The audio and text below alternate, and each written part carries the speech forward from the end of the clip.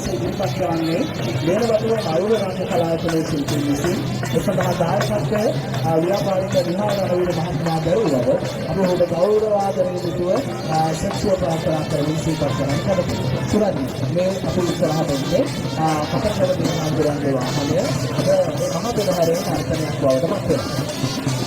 ඇත්තටම ඔයගොල්ලෝ මොනර නැතුම කියන්නේ ඉන්දිය ආభాෂයක් සමග විවිධ නර්තනයක්.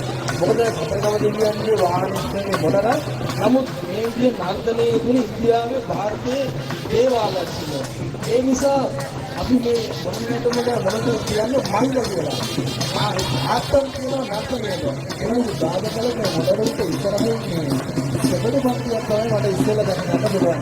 සෙබඩ පන්තියක් ඉදිරිපසින් ඉගෙන පිටිපසින් බලරුන් රටටයි ඉගෙන හරි දැනගන්න පුළුවන්. ඒක සත්ත්වලෝකයේ අපි දකින්න අපූර්ව අවස්ථාවක් තමයි මේ ගැහණු කතා තමයි හැම සත්ත්වයන්ගේ ලක්ෂණ. නමුත් මොනවාගේ ඒකේ වෙනසක් තියෙනවා. මොකද පිළිම කතා තමයි ඇත්තම ලක්ෂණ. ඉතින් මේ මොනරණත් නර්තනය අපි හඳුන්වන්නේ මයිලාත්තම් කියලා. මයිල කියන්නේ මොනර ආත්තම් කියන්නේ නර්තනය. ඉතින් මේ මොනර නර්තනය මුලින්ම දේශීයත දැක්වෙන ලැබුණේ සුසමාරාමයේ පෙරහැරේ තමයි ක්‍රියාල් කරු අන්තර කණ්ඩායමේ නිර්මාතෘවරයාගේ සීටින් දුන්නාගේ තමයි ඒ මොනර නර්තන මුලින්ම මේ ආකාරයට නර්තනයක් දීලා. ඉතින් සුසමාරාම පෙරහැරේ අසන්න තමයි මේ මොනරක මුලින්ම මේ විදිහට ඉදිරිපත් කරන්නේ.